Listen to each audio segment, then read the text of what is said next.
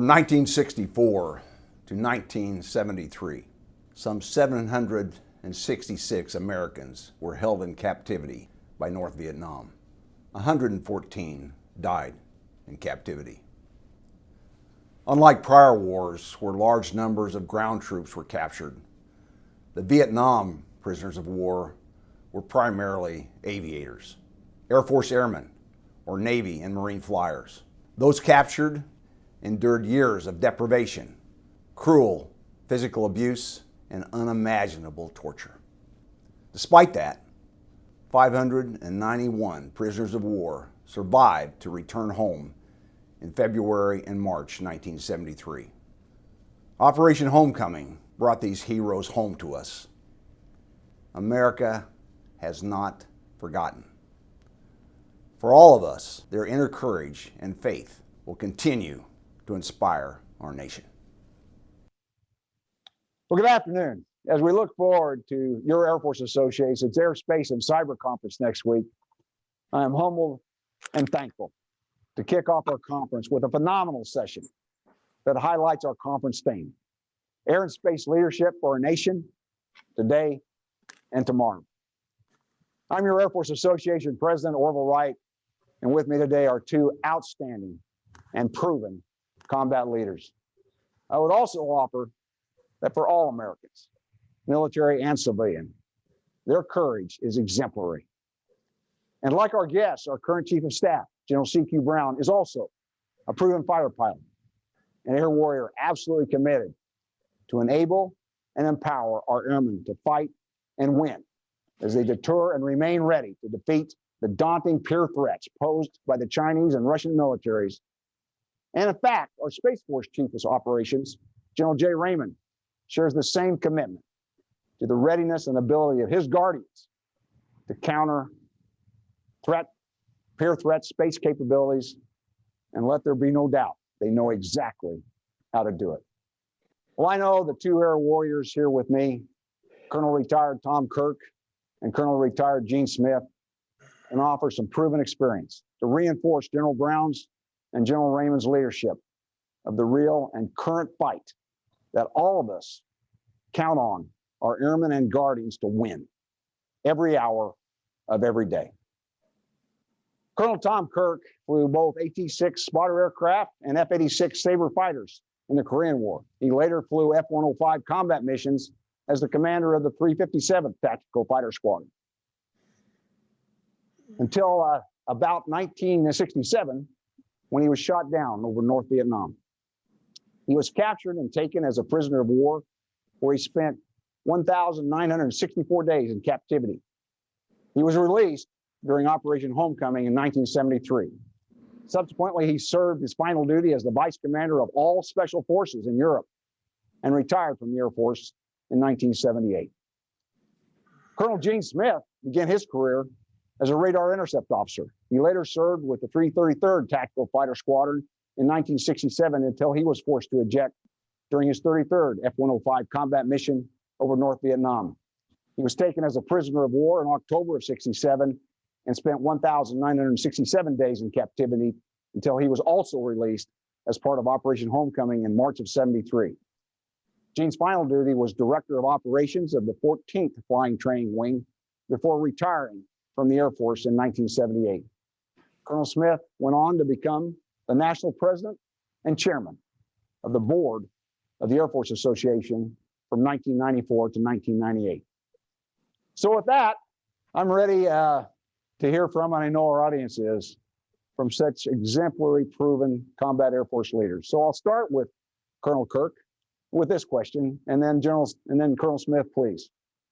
Colonel Kirk, based on your combat experience and leadership, why are our Airmen and Guardians and their exemplary and proven combat leadership and courage so needed and important to the safety, opportunity, and freedom of all Americans today?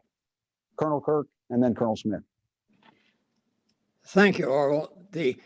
To me, the reason for everything in the Air Force right now is we are the tip of the spear of this country, of the military forces. Anything happens that involves the forces, the Air Force is the first one to get there. the first one to join in. And we have to remember that as the leading edge of the spear, we have to protect and defend everywhere in the world and be the leader of the free world in that. And in order to do this, we need incredibly well-trained and dedicated men and women to meet that challenge. I think we need to stop a second and talk about World War II just a moment, how unprepared we were as a nation to go into World War II. Then we totally repeated the same thing in the Korean War, totally unprepared and without the weapons to do it. And then the same thing in the Vietnam War. And I offer to you that the changes we've had to make over the last 20 years while fighting in the Middle East has taught us some tremendous lessons, I think, that we learned very slowly. And one of the things that bothers me so much in looking at for the future and the need for our force is both men and women and the weapons. And we have to stop and think it takes about 20 years nowadays to get a weapon system like a new airplane from drawing board to in people's hands. And it tremendous sums of money and tremendous amount of training and people to get the airplanes or all the equipment into the field to do the job. And I think what we need more than anything else is we have to some way get to the American people more and more and more to realize we've got to put patriotism back in our lives, and we've got to be prepared. The billions and billions of dollars spent on the military has to be thoroughly understood by our people as well as our Congress so that they can see the need to be the best and the first to be there and the best in the world. And I think we have to look both at the highest end of the Air Force and the lowest end.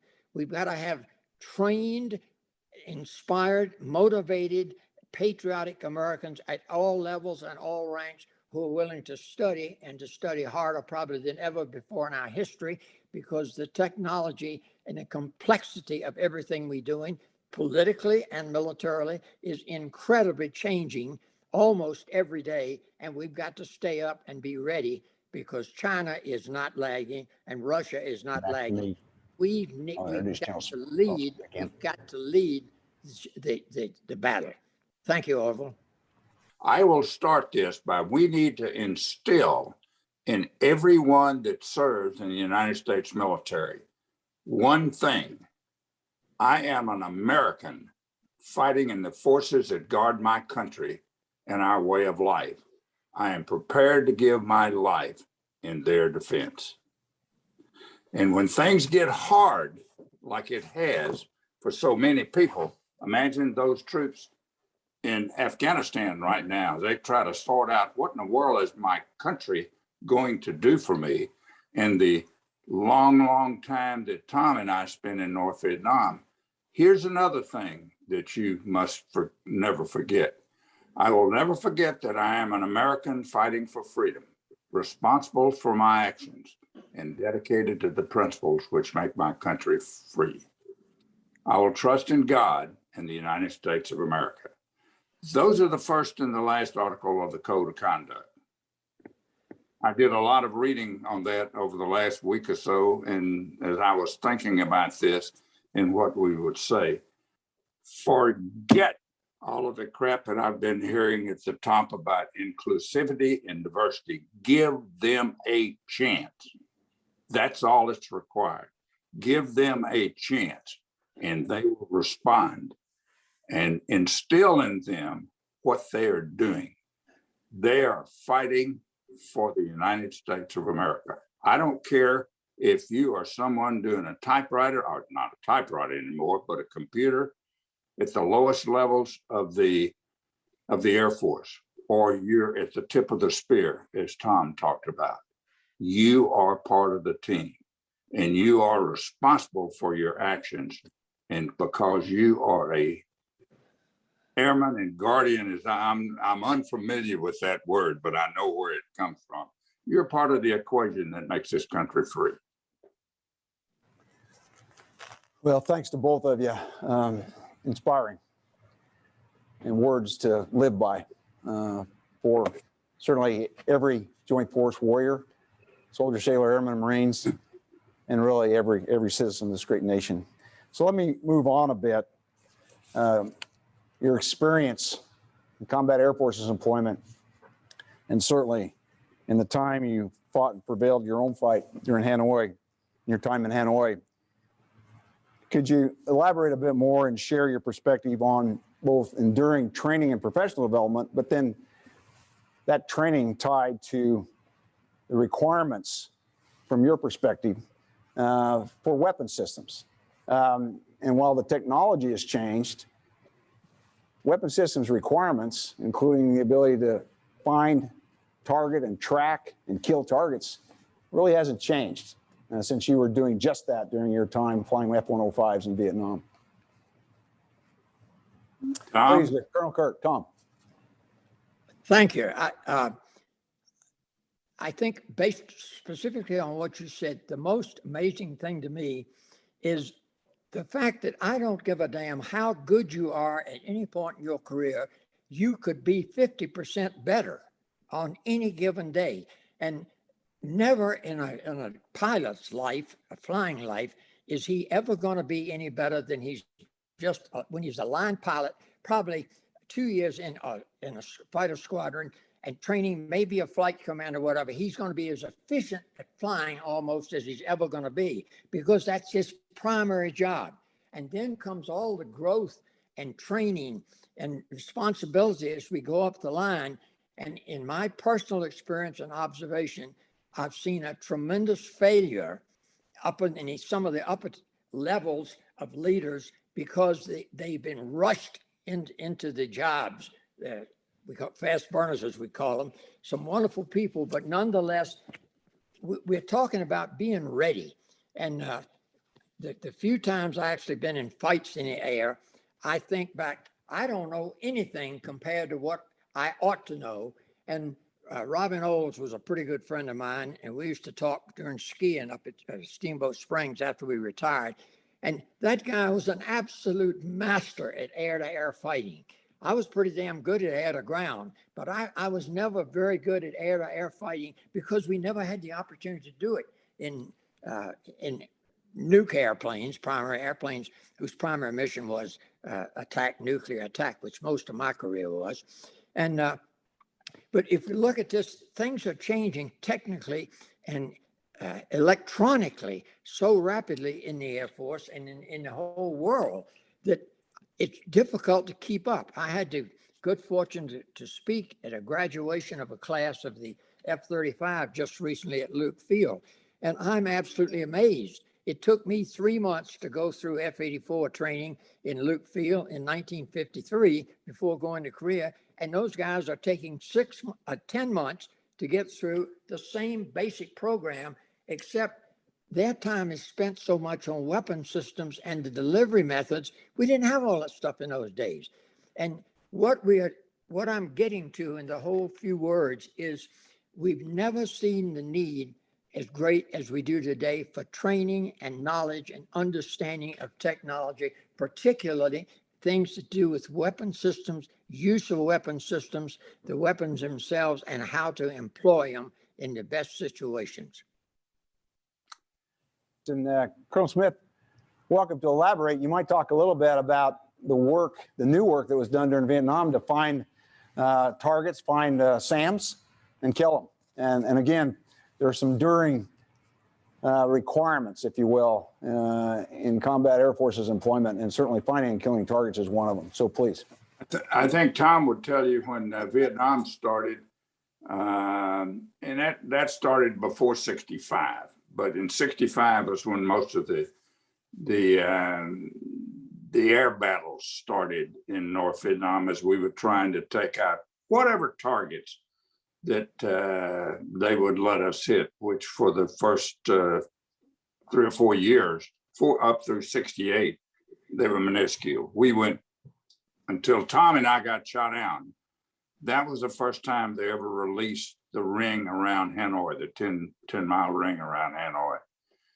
But the only airplane we had that would go north, really, to drop bombs in any significant manner was the F-105.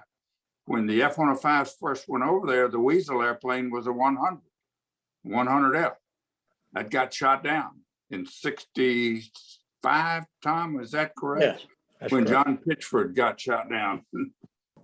We didn't have the weapons to do what they were asking us to do. The 105F took the place of the 100F for the Weasel operation. They very quickly put some instruments in it that would help us take care of the SAMs. But the weapons that we used to try to take the bridges out, our targets that we lost so many airplanes on, up through the cessation bombing in '68, 2 A-7s took that bridge out with standoff weapons, I think, in '72. So that was a development of the part of the weapon system that shows you why nowadays, and I have no idea what the threat is. I mean, it's got to be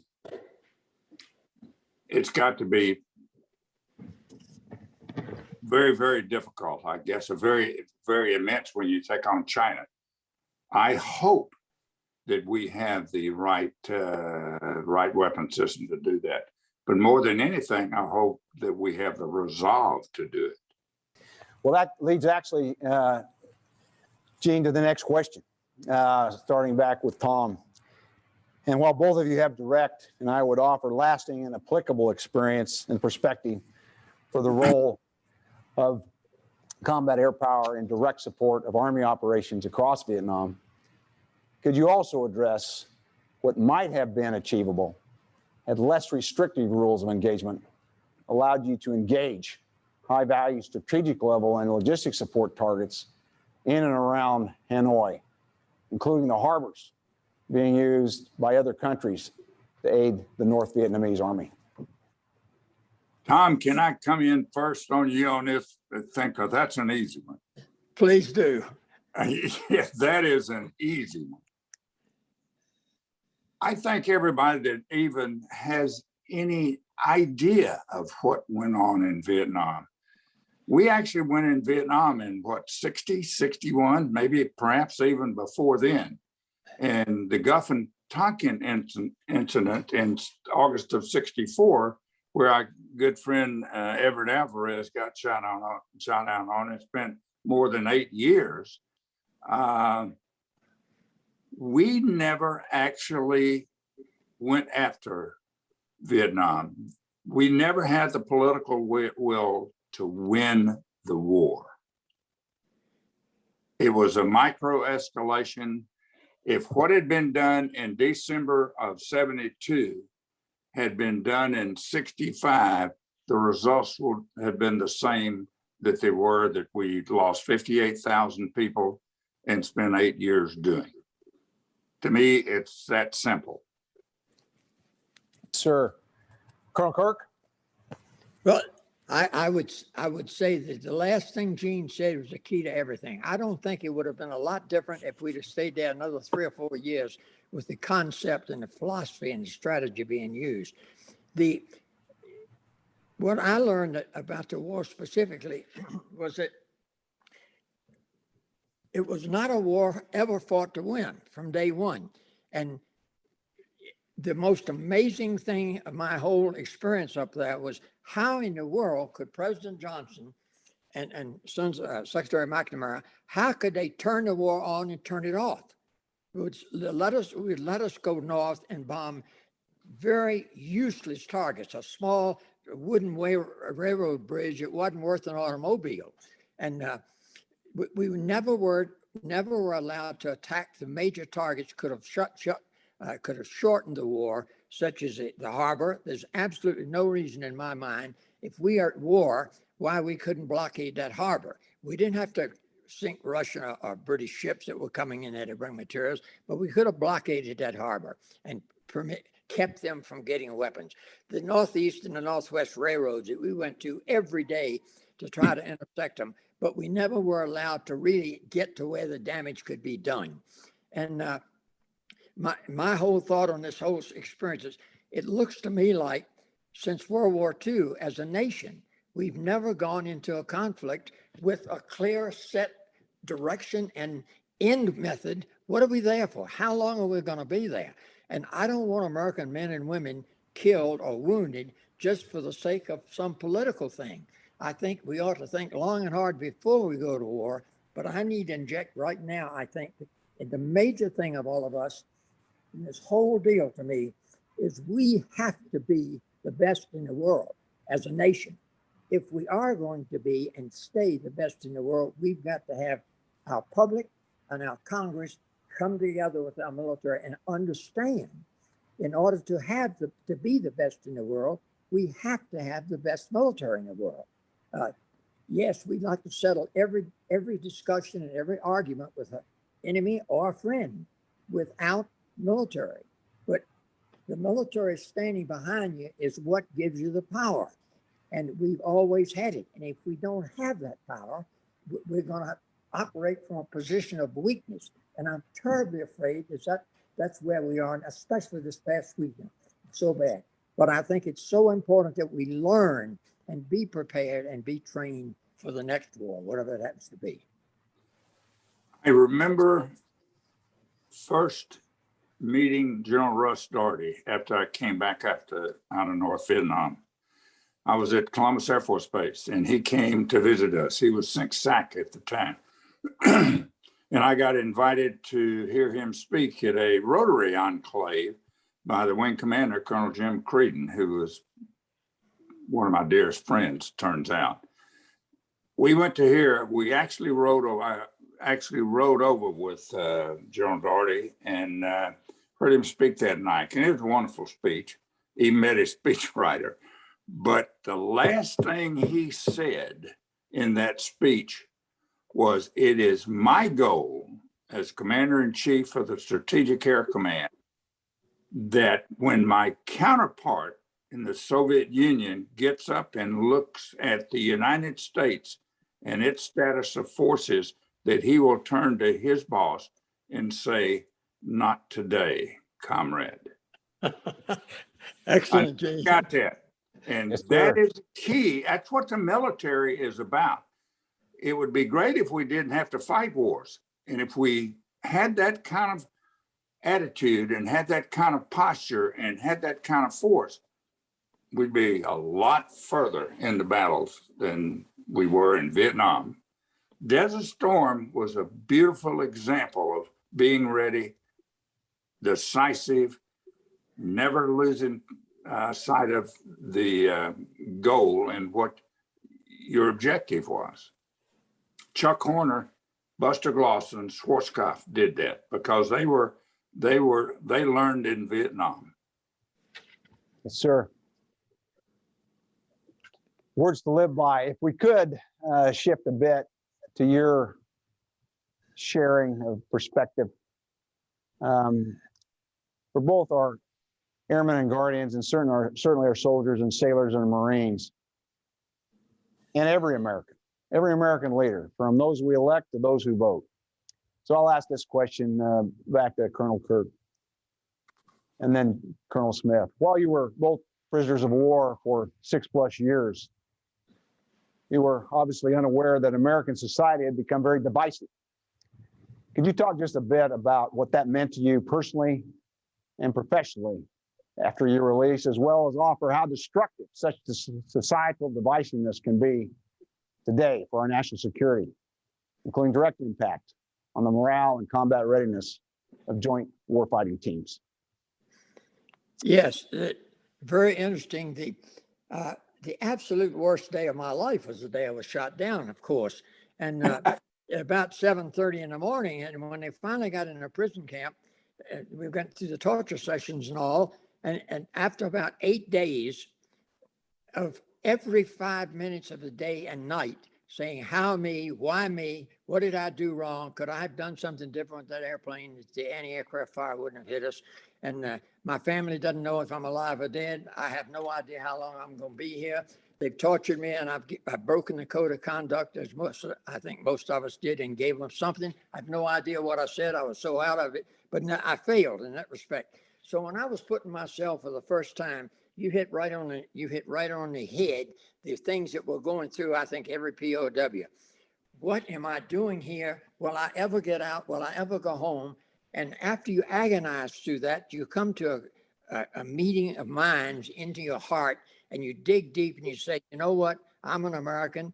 With given the strength of God and the faith in my country, I can handle this. I'm going to go home someday. And until I go home, I'm going to do everything in my power to be as good a citizen, as good a soldier, a good American as I can possibly be. So that's the fundamental attitude I came up with. Terrible destructiveness in the early days, and then understanding of where I was. And I had one cellmate, a guy named Verlin Daniel, a Navy guy, says, if you couldn't take a joke, you shouldn't have joined up. I said, well, that was a pretty long joke, Verlin. But the idea is, I don't believe there was a single POW in that camp that doesn't have unlimited faith in the United States that you were not going to let us down. The war would end. You were going to bring us home, and we wanted to come home with pride. Now, having said all that about the camp, the impact it left on me is I'm a so much better pilot, father, son, grandfather, and citizen than I ever was of it, because in the nearly 2 years I was in solitary, I recognized by internal struggle and talk to myself that how blessed we are to be Americans and what we have earned. That's the word, earned, as a nation through the hundreds of years of work on our leadership. And coming back home, I want us to be better every single day. And in everything I'm doing at 92 years old, I'm out doing all I can do, talking to and about veterans and the service they've given to the United States. And I want people to understand that get patriotism back in your life and recognize what this country offered you and done for you and for me, and never forget it, and never forget the service of our veterans. The operative word is service to this country. Service above self. Yep. That was Ron Fogelman's mantra, and I loved it. It means everything. Let me say a couple of things about Tom Kirk. He is one of the most dynamic leaders, was one of the most. So we're getting a little long in the tooth now, but you still exemplify those same characteristics that you had when I first met you in '67. We had a nickname for him when I first met him there at Nellis. And I think it came from the guys that he talked into coming to 105 from his 100 squadron. And where was that, Fan Rang? No, Misawa, Japan. Misawa, Basil and Capelli and Olin and that crew. They called him Super Ball. And he was exactly that. But it didn't take me but about 30 minutes or less than that to realize that this guy was an outstanding leader. And he turned out to be a pretty damn good pilot. I'd like to think I was almost as good as he was, but I'd never dropped a bomb or shot a gun. I shot missiles, but not a gun when I got to the 105. And they kind of, he and Capelli and Basil didn't. Hell, Basil was crazy, but he was a great guy. Kind of took me under their arms, and I became one of the TAC guys with him rather quickly. But I could reiterate everything that Tom said. When you get shot down, you either survive or you die. And I realized after that same question and answer period, about I think it was about 3 weeks, but I never was exactly sure. And when I got thrown into a cell, which was right down the hall from you and Bill Franks and Vern Daniels and Chuck Gillespie, yep, and Thunderbirds, and I never saw them. But I came to the conclusion that I had violated the code of conduct, because I told them several things that were stupid questions that they already knew the answer to. And it really bothered me until I found out everybody else had done the same thing. But what I learned in prison, and I think, Orville, that I mentioned to you in one of my emails, that when I got out, And I had never lost faith that I was not going to get out. I didn't know when it was going to be, but I was going to get out. That I would never stand on the sidelines again as far as my country was concerned. I didn't know how I was going to finish my obligation to my country, whether it be the military or what, but I have tried to do that. And I think I have done that. And it was asked many times by young people in the military. I was fortunate enough to be the commander of the 238 Squadron at Columbus when you were the wing co down at Craig. And I told those guys, it said, "Sir, how'd you get through that?" I says, "It's really easy. It's just three things. One, I have faith in God. Two, I have faith in my country. And three, I had faith in all those guys around me. And there will never be anything more precious to me than the American flag. When I see that flag, or when I pledge allegiance to the flag, I think of 4 or 5 things while I'm saying a pledge. I think of the Marines who raised the flag on Mount Suribachi. I think of Buzz Armstrong putting that flag on the face of the moon. And I think of the flag that Mike Kerr made in prison, which I never saw, but I heard that story so many times. And I think of that beautiful American flag that I saw on the tail of that C-141 when you and I got on that airplane together in March 14th, 1973. Amen. Oh, I've got to tell you a quick story on Tom too. This is personal.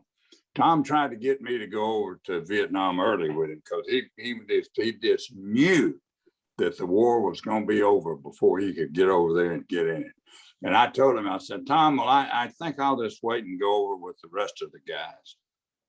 And I got over there about 2 weeks after he did. And first time I saw him face to face was about 1 March when they were gathering us together at the plantation to go out. And I asked him, and Tom was shot down 3 days after I was.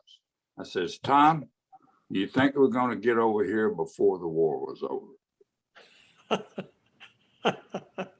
But the important thing of what I just said was believe in your country, believe in your flag, believe in what made that flag, and believe in those around you that are serving with you, including your leaders. You may not always agree with them, but you've got to believe in them and support them. Amen. You got it. Man. Thanks to both of you. Words for every warfighter and certainly every American to live by. Unlimited faith in God and America. Well, let me go back to, again, I would offer some enduring lessons learned on the kind of weapon systems our Airmen and Guardians need, really our joint force need. And when we start thinking about advanced threats. You all looked radar-guided surface-to-air missiles directly in the eye, radar-guided anti-aircraft artillery for the first time. And those threats have just continued to advance in technical capability, SA-6s, SA-8s, now S-400s. So you all understand that we can never work hard enough to stay ahead of the threat. Throughout the 80s, the Air Force invested in new combat aircraft like the F-15 and F-16 and the A-10, as well as the F-117, the B-1 and the B-2, and now the B-21 and the F-35. In fact, next generation air dominance. Well, congressional commitment to do so has much to do with recognition, I hope, that we were not as prepared as we should have been over the years to counter threats like the North Vietnamese radar-guided missile threats. And subsequently, we suffered significant and unexpected losses. So again, based on your own experience with radar-guided threats, advanced threats, like we're seeing in our peer threat, in the peer threats from Russia and China today, please offer, I appreciate your thoughts on being prepared and share your perspective on the importance of capabilities like that as stealth in the F-22, the F-35, and the B-21. Tom? Well, going back, it was the first time, North Vietnam was the first time any of us had ever seen surface-to-air missiles. And it was a very terrifying experience the first time you saw one of those things coming up. In essence, very simple. It looked like a telephone pole coming at you, streaming light, going very fast. And after the first day or so, I found out, well, if we have a good formation and the good jammers we were carrying with us on all the airplanes, each airplane could jam a missile, but one airplane by itself didn't do any good. So we've ended up flying a very awkward spread formation, and each airplane carrying an anti-missile system jammed or blanked out the entire missile picture of the people on the ground. And I imagine, and certainly I saw 50 some missiles at least flown at, shot at my flight. And yep. I never had but 2 guided. The rest of them you look at, and it's interesting, I was a sailor all my life.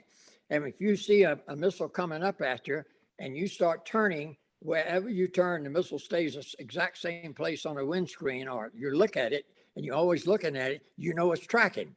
But if you watch it fly along and the missile comes in and you turn a little bit and the missile goes away, you know it's not tracking. Well, the tracking of the missiles was not very good in North Vietnam in the early days because of guys like Billy Sparks. Billy was my squadron wild weasel guy, and as I mentioned, he got 150 some missions, and 100 in the wild weasel, I believe, and then he flew 50 some in the strike airplanes, and would have liked to done 200, but he got hit, made it back across the Black River into Laos, and got picked up, and the boss wouldn't let him fly anymore. But he was pretty beat up, if I recall. Huh? He was pretty beat up, as I recall. Yeah, he was pretty beat up. But they got him out of there and wouldn't let him fly anymore. But anyway, carrying on from that, the newer airplanes, if you look back, honestly speaking, all the way from World War II through the day I was shot down, all I had was a sight that I could depress, figure out before I left the ground, and go into bombs. And I've seen bombs 5,000 feet from the target coming off 105s in Vietnam. It was, we had some pretty good bombers, but it was a lot of experience involved to be a good bomber up there because we didn't have good weapons delivery systems in those days, and all the old iron bombs from where I never flew a bomb that was a guided bomb. I didn't know anything like that in Vietnam. When the A-7s came in, a little bit behind the F-105s, I'm told we had some pretty good bombing. And Orville, I remember vividly seeing you off to the first Gulf War and seeing you come back to Torre Horn. And you guys, they told me your squadron average bombs CEA was 28 feet for the entire squadron for the war. Now that's bombing. So what we've done. I didn't know that, Tom. Yeah, that's what he told. Well, Orville told me that himself now. Oh, I got you. Carry that through and see what's happened. And from the F-16, that probably I got an F-16 ride while I was at Torre Horn, and most impressive airplane I was ever in. And then we moved right on through to the F-16, the F-15, and the F-22, and now the F-35. To be very honest, I was down on the F-35 because it cost so much money, and it was supposed to be a much less expensive airplane than the F-22, and built a lot of them. And it turns out that everybody in the world, it seems like, is going to buy the new airplane, which has all this technology, but we are protecting and preserving the high-end technology that we've gained. And that airplane is absolutely wonderful, as is the F-22. And that's the kind of progress we have to make and continue to be the leaders in air warfare. Let's put it that way. I don't know enough about space to even talk about it. And I'm so proud that we are doing this, but I think we need just for a moment to go back. We're in a situation now as a nation, it has nothing to do with politics, or I guess it's all politics, but we're getting so far in debt, we don't think it's possible to ever pay it off. And yet we've got to keep the Air Force and the Army and the Navy and the Marines growing, got to be competent and ready. And we're up against almost a stone wall to get to Congress to see the need. And we must continue as military forces, the high level people, especially to articulate the need and to look forward, not 5 or 10 years, but 20 years into the future. What do we need? Because it takes that long to come up from a design to putting a missile or a weapon system in the field. Orville, Col Smith. that's Tom nailed a lot of things in that thing. What I see at a very low level about training, and I'm pretty close to Columbus Air Force Base, they don't have the funds to train. It's that simple. You may edit this out, but I've been over to that base 2 or 3 times in the last couple of months for a couple of different things. They can't cut the grass because they don't have the contractors' money to cut the grass on the base. So how in the hell do they have enough money to train our forces at the rate that we need to train them? I just can't see that. I don't understand that. There has to be a more, like Tom said, there has to be a more commitment from our Congress, and that is a very, very difficult equation to dedicate funds to the military rather than to what I'm seeing it spent on. Yes, sir. That's a conversion of what Tom was saying. Absolutely. The good news is we've got both of you on record here today, and I promise you, your words of wisdom, real wisdom. We're gonna, as your Air Force Association, we're gonna tell this story just like General Doolittle had in mind all along. We've got to educate the public, and we've got to be credible in our advocacy for our airmen and now our guardians. Well, as we get close to the end here, we'll take some time if we could, and there's no rush. In your own combat air forces and warrior leadership experience, including the fight in which you prevailed during your time in prison, what thoughts and advice might you offer today's airmen and guardians, and in fact, their families, to encourage them? And please, Colonel Kirk and then Colonel Smith. I'd like to say that at my advanced age, I look back often because I have a lot of time to sit around and think that it was an absolute fluke that I went in the Air Force. I was to be a doctor. My mother wanted me to be a doctor, and coming out of VMI, I just said, I just don't want to be a doctor. I don't want anything to do it. I had no idea what to do. And I told the old colonel, I said, I think I'm going to take this commission. He says, but you're going to have to go to flying school. And I never had a ride in an airplane. And I went to flying school, and from 3 months, took about 3 months in there, I loved every minute of it. And in spite of the prison camp experience, it was the most wonderful career I could have ever imagined. What I have learned through the years is I was not as smart as a lot of guys, but I believed I could work or outwork most of them. And I want to say that I joke about it. In my 28 years of service, I worked almost 6 days a week for 28 years. You think that's military doesn't work so hard, but if you're in fighter aviation, I tell you, an 8-hour day is something you only dream of. And through that, I carry that right down from the squadron pilots all the way to the men on the flight line, and the dedication that I've seen from our forces, our working people, and all of the officers and airmen all the way up. It is just, you cannot see it and know about it until you're in it or have been a part of it. Another very important thing to me is there's no privilege that I know of anywhere in our country or known to man that's more wonderful, and I think is more wonderful is the best thing than the ability or the right to lead the efforts of human beings, to guide and direct and command men and women. It's a privilege, a basic privilege, served in the military. And I will never, ever forget the opportunity that I had, starting with a flight commander and then a squadron ops officer, squadron commander, then a group commander and a wing commander, and then having all those, all forces that I worked with in Europe. And as I go in on the last couple of holes of my life on the golf course, I like to dwell on the idea that the magnitude of our country as an institution, as an organization, as a people, what we have done and what our history has shown us, and that now I think our younger people, many of whom are saying socialism is not so bad, they just don't know. They've had it too well. And I think it's come on us, adults and older people, to spend more time on talking about the United States, its history, its greatness, and the freedoms that we love and enjoy.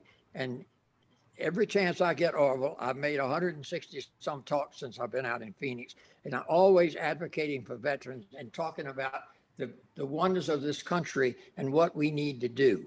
We've got to get off our butts and produce. And one of the words in my life has been, I want to see production. I don't want to see talk. I want to see production. And God bless America, and I love it more every single day in spite of all of our problems. Colonel And Smith, you're going to let me speak after that. Huh? Well, we're going to ask you to speak after that only because you're the former AFA chairman of the board. So please, sir. Well, absolutely, go get them. I will reiterate what I said earlier. Tom Kirk is one of my heroes, and I've always respected him, probably more than most folks that I know. Certainly as an aviator, I'm gonna review a little bit how I got to doing what you got to do. When I was at Mississippi State, I had to take RTC. That was mandatory. And somebody told me, said, make sure you get in the line with the blue suit guys, because if you get in the other line, you're going to have to carry a rifle on Tuesday at drill. So I took Air Force RTC for 2 years as a freshman and sophomore.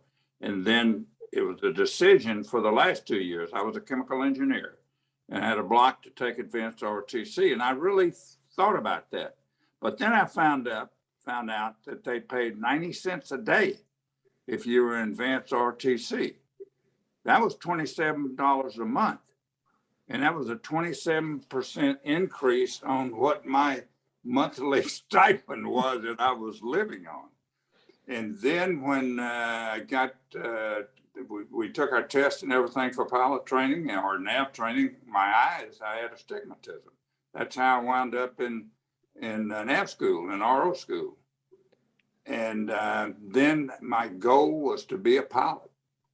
And I got into pilot school 17 days before I would have been ineligible because of age. That's how close it was when they opened the board. And when I went to pilot school after being a backseater, it was pretty easy. I finished first and had my choice, flew 102s and then the 105s. But I always thought it was one of the best experiences that I ever had of flying airplanes. It was just part of life. And being associated with guys like Tom in our 105 class, and I could go back through so many other things, it was something that very few people get to do. Yeah. The Tom Kirks, the Capellis, and those guys, Capelli took a missile in the face right after Tom and I got shot down. And he didn't make it out of there. How many people do we have in our class, Tom? 14? 28. No. In our 105 class, 128, it was 14 of us. All right. I can name them for you. Okay. And when the 14 that went over there, only, I think, 6 made it back on time.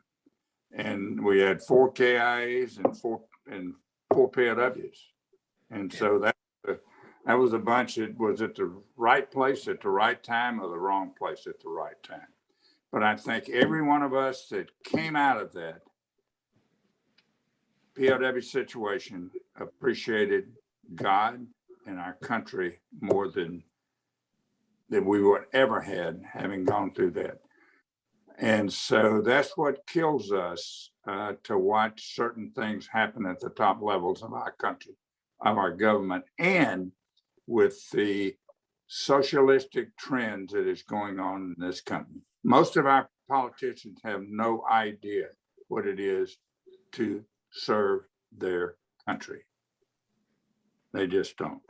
That's what it is. So I appreciate Tom Kirk. I appreciate all of those guys that went over with us that didn't make it back. And it's not just our group, but others. And I appreciate the people in our military. And as I said earlier, appreciate what you're doing. You are unique.